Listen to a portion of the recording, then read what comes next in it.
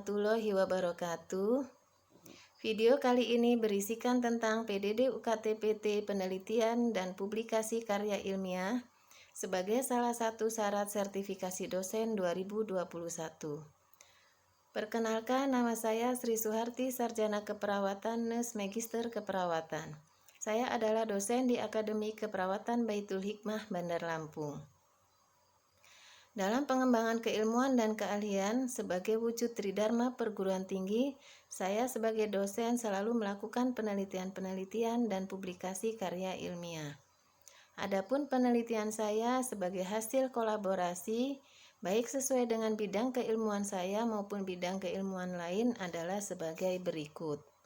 Hubungan motivasi menjadi perawat dengan prestasi belajar mata kuliah KDM dan KDK pada mahasiswa D3 Keperawatan Baitul Hikmah Bandar Lampung. Penelitian ini saya lakukan pada tahun 2014.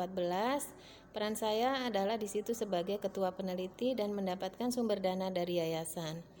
Pada tahun 2018, penelitian saya ada dua, yaitu gambaran nilai ABI pada penyandang DM tipe 2 di Puskesmas Gunung Sari, Lombok Barat.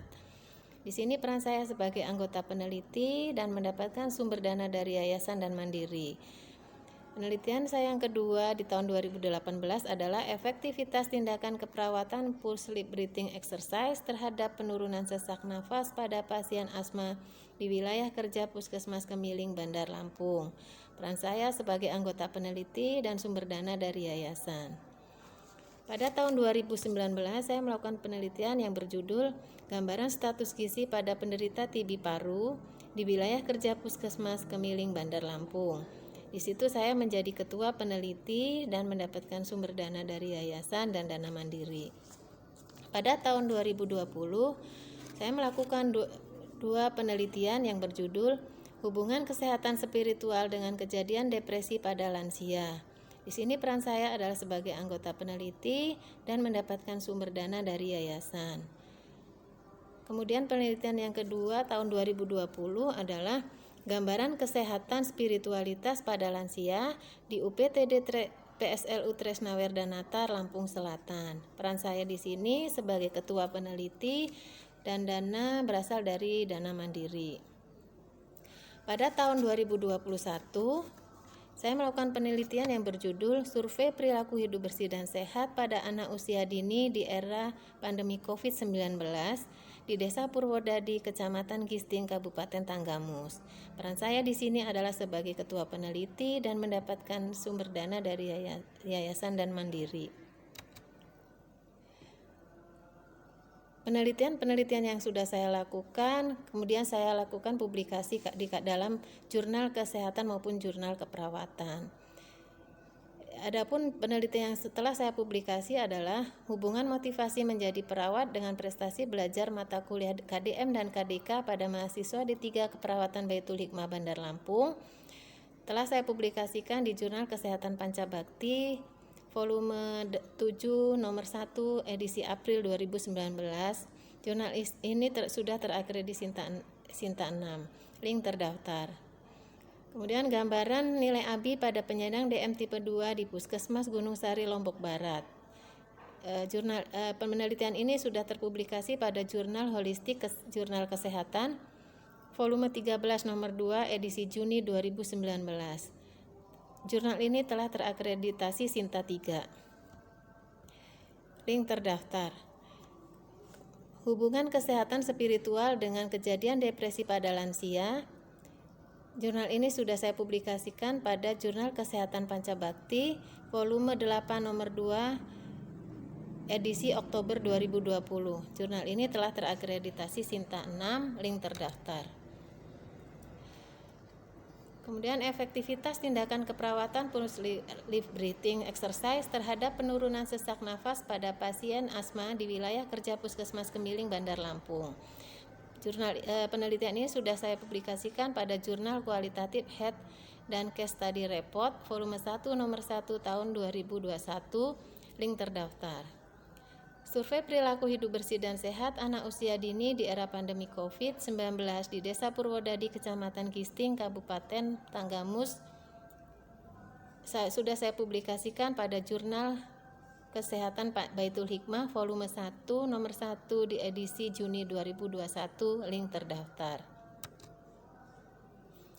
Adapun hasil penelitian saya yang sudah saya lakukan dan masih dalam proses publikasi adalah gambaran status gizi pasien tuberkulosis paru di wilayah kerja Puskesmas Kemiling, Bandar Lampung.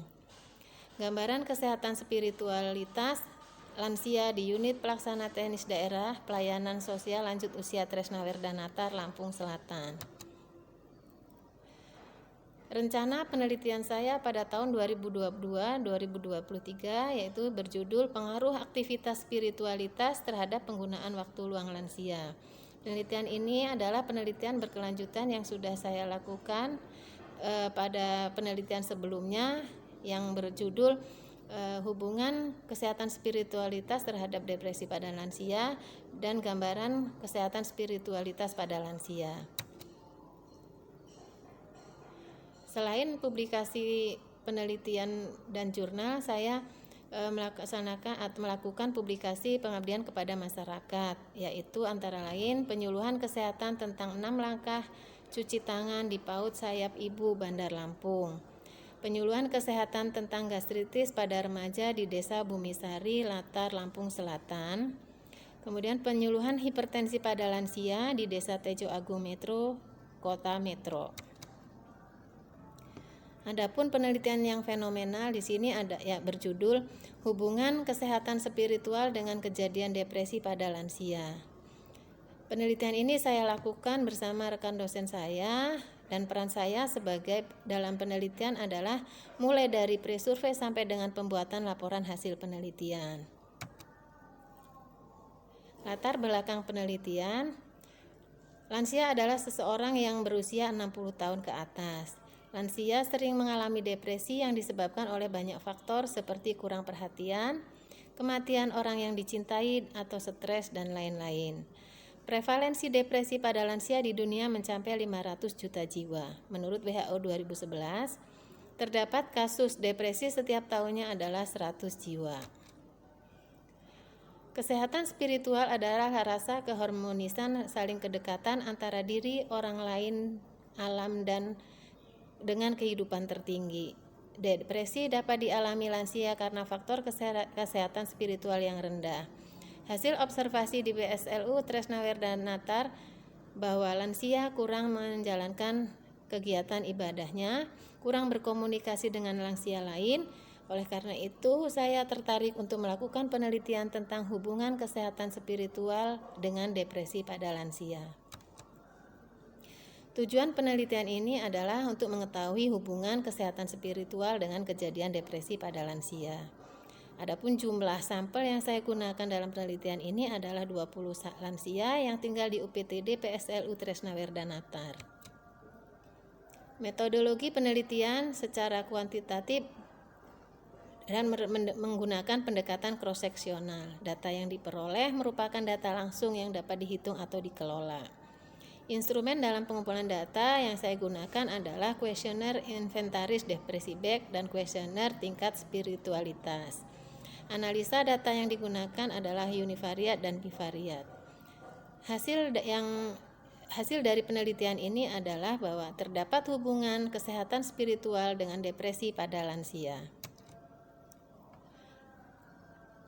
Makna dan kegunaan penelitian. Depresi adalah gangguan perasaan yang ditandai kehilangan kegembiraan atau gairah, ditandai dengan sulit tidur dan tidak nafsu makan. Dampak depresi pada lansia dapat berupa bunuh diri, penurunan fungsi keseharian karena lansia tidak bersemangat untuk aktivitas. Oleh karena itu, diperlukan kesehatan spiritual yang tinggi atau baik.